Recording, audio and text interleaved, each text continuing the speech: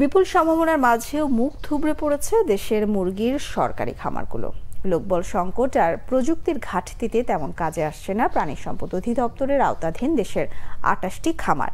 তবে খামারের উন্নয়নে শিগগিরই প্রকল্প হাতে নেওয়ার কথা জানালেন প্রাণী সম্পদ অধিদপ্তরের মহাপরিচালক। আল মাসুম সবুজের ক্যামেরায় মাইনুল শোভনের রিপোর্ট।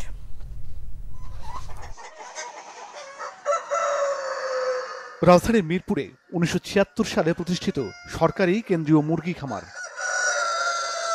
২০ একর জায়গার উপর এ খামারে দেখা মিলবে দৃষ্টিনন্দন ফাউমি, বিপিআর এবং স্বর্ণালী সহ অপ্রচলিত বেশ কিছু জাতের মুরগির।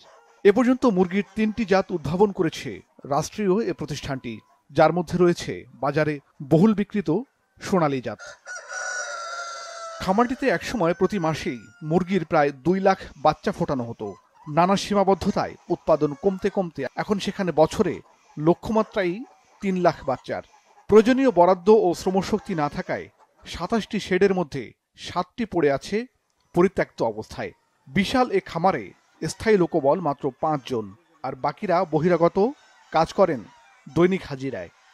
আমরা এখানে বছরে ৫,০০০ মুরগি, লেয়ার মুরগি পালার আমরা সরকারিভাবে বাজেট পাই। এই ৫,০০০ মুরগির ভিতরে স্বর্ণালী থাকে, এখানে আপনার CPF2 থাকে, ফাউমি থাকে, RIR থাকে। প্রতিষ্ঠিত হওয়ার পর থেকে এই খামারগুলো জনগণের চাহিদা অনুযায়ী সাপোর্ট দিয়ে যাচ্ছিল। চাহিদার নিরিখে এখন আমরা কুলিয়ে উঠতে পারছি না, আমার শেডগুলো রান করাই ডিফিকাল্ট হয়ে যাচ্ছে।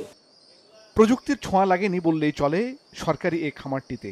৮০ দশকে বিদেশ থেকে আনা প্রযুক্তিতেই চলছে হ্যাচারির বাচ্চা উৎপাদনের কাজ। সরকারিভাবে প্রতিষ্ঠিত এসব মুরগির খামার প্রতিষ্ঠার পেছনে উদ্দেশ্য ছিল যাতে এসব দেখে সাধারণ উদ্যোক্তারা বাণিজ্যিকভাবে এই মুরগির খামার গড়তে অনুপ্রাণিত হয়। কিন্তু সে উদ্দেশ্য সাধন তো দূরের কথা, বরং মুরগির বাজারে প্রায়শই নেমে আসা অস্থিরতার অবসানে কোনো ধরনের ভূমিকা রাখতে পারছে না এ ধরনের সরকারি খামারগুলো। রাজধানীর বাইরে কুমিল্লা, রাজবাড়ী, ফরিদপুর, জামালপুর সহ বিভিন্ন জেলায় মুরগির সরকারি খামার রয়েছে আরও ২৭টি। এসবের বেশিরভাগের অবস্থা আরও নাজুক। অনেক খামারেই ভঙ্গুর অবস্থায় কোনো মতে দাঁড়িয়ে আছে শেড। মুরগির সংখ্যাও খুবই অপ্রতুল।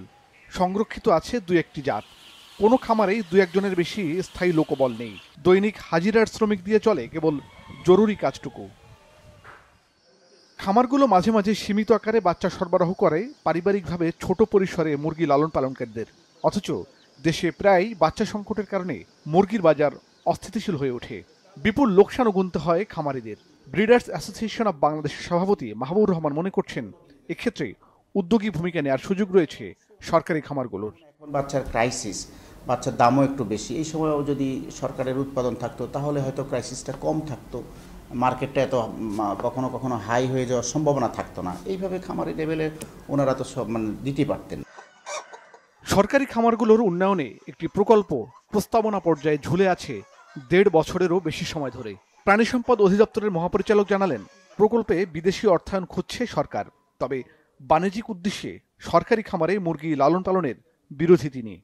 আমরা এগুলোকে আধুনিকায়ন করতে যাচ্ছি। একটা প্রকল্প আমরা করেছি, সেখানে এনভায়রনমেন্ট কন্ট্রোল শেড আসবে, সেখানে আরও আধুনিকায়ন হবে, হ্যান্ড টাচ কোনো কিছু লাগবে না, এরকম পদ্ধতিও সেখানে থাকবে। কমার্শিয়াল বার্ডে আমরা সেটা করতে পারবো না।